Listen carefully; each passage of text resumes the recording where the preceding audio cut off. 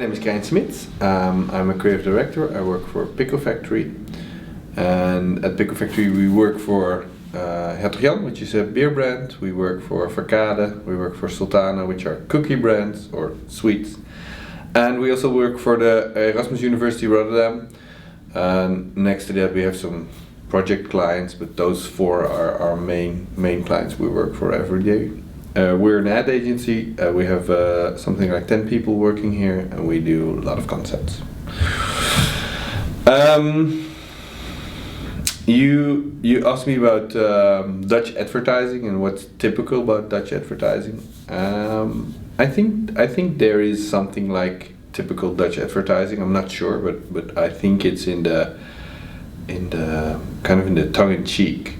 In the Dutch culture, there's a saying which says, "Doe maar normaal, dan doe je al gek genoeg," which means act normal, that's silly enough by itself.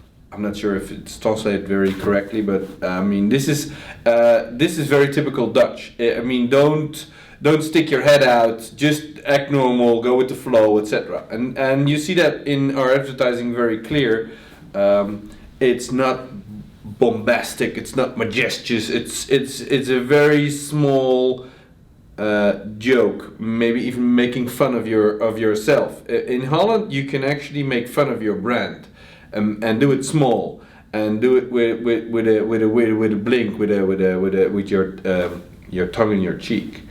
And I think that's the best example I would say for typical Dutch advertising. I think you can see that in commercials, best in the small films, where we make fun of our own culture, where we make fun of our own brands, where if there's a spokesperson, he makes fun of himself, and we do it small.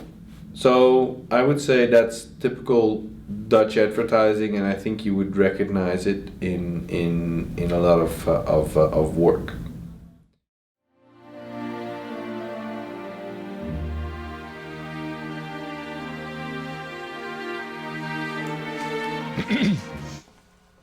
En? Nog 1 hapje. Droom weg met de nieuwe Choco-Dromen-sticks. De knapperigste chocoladesticks van Verkade. My name is Wouter Boon. I work in advertising in Amsterdam already for 10 years. I'm a strategist, a freelance strategist. Since 2008 I'm freelance. I work for several Dutch and international agencies in Amsterdam.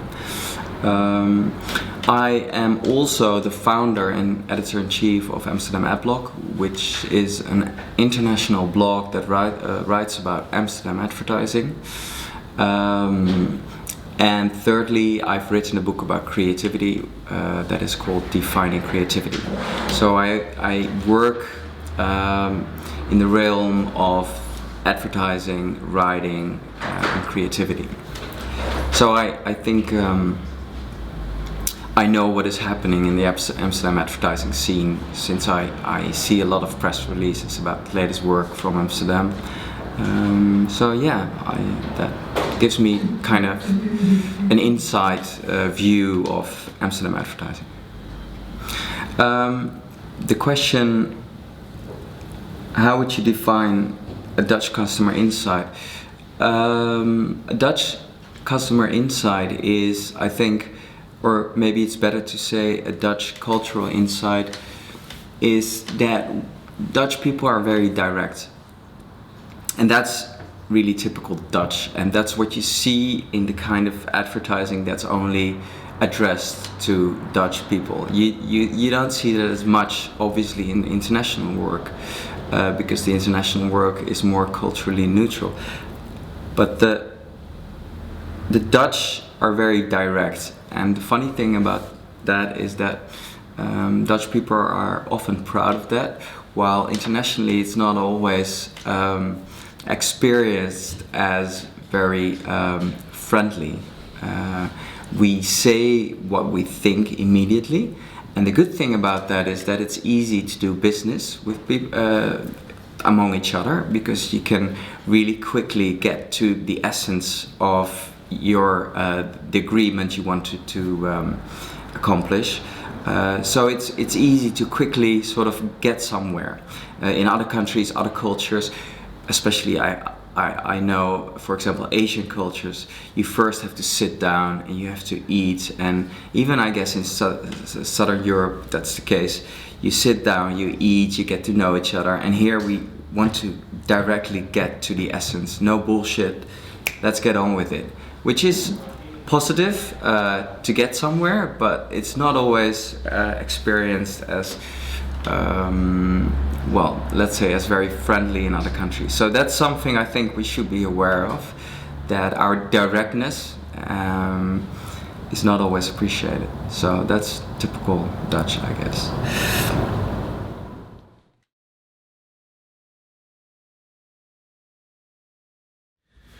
We have a typical Dutch word which is gezellig. It's hard to explain, and you'll find it a lot in Dutch advertising. Gezellig is close to cozy. It's sitting together. It's having a cup of tea together. It's doing a small board game together with your family, with your friends. So probably cozy is closest to gezellig. I can even hardly explain the word gezellig, but you'll see that a lot in advertising. A lot of brands try to claim the gezellig because they feel that their products belong to gezellig. So you will see a typical Dutch household with two kids sitting at the table, having their hair washed just now, and doing a board game with their family, and then all of a sudden the coffee comes in, or the beer comes in, or the whatever product is connected to gezellig. So also Verkade is one of our brands we work for. It's a cookie brand, and they also really connect to the word gezellig, and they say, as soon as a cookie jar comes to the table, it's gezellig. So that's a very nice connection to this brand, and because they of course have their cookie jars where their cookies belongs, and then again they put the cookie jar on the table, and then it's gezellig all of a sudden. So this is probably also really typical Dutch advertising. Verkade zijn wij, dus kom er lekker bij. Het proeven van koekjes staat u vrij. Dit is de theetafeltour en we bieden mensen echt zo'n thuiskommoment.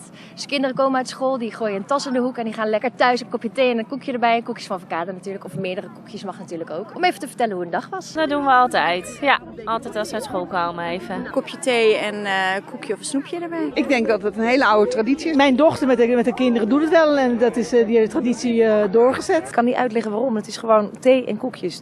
Dat hoort gewoon samen. En uit dit rommel komt koek van Verkade. Als je toch vergelijkt met vroeger, dat de moeders eigenlijk altijd thuis waren. En ja, nu gaan de kinderen toch iets vaker, denk ik, naar de naschoolse opvang. Ik denk dat het een beetje een rustpuntje is. Ook al heeft iedereen het zo super druk tegenwoordig, dat je eventjes aan elkaar kan vertellen hoe het gaat. Om even een paar emoties te delen, groot of klein, maakt niet uit. Met een lekker koekje en een kopje thee. Nieuw van Verkade, van het lekkerste gaan. Digested koekjes wil ze niet laten staan. Digested. Ik vind het echt een ontzettend gezellig idee. Heerlijk relaxed. Al lang niet meer meegemaakt, zo rustig zitten met een kopje thee. En met uw ogen dicht proeft u de koek heel gericht.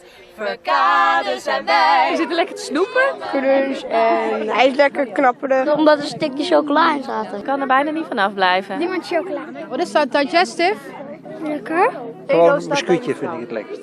Die met chocola erin. Omdat hij gewoon lekker is. Eigenlijk zijn ze allemaal lekker. En de koekjes zijn al bijna op? Dat gaat heel hard, ja. Ja, wacht even. Echt, Ik ben ja. deze. Ja.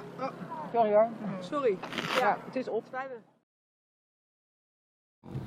I think what affects the level of creativity is the economic crisis. In the 90s, Amsterdam, let's say end of 90s, beginning of 2000, Amsterdam was very hot. Every international advertising agency wanted to open an office here. I think that has somewhat gone down, and the reason mainly is money. Many people think that when there's not a lot of money, people become more creative, but you become more creative in dealing with less resources.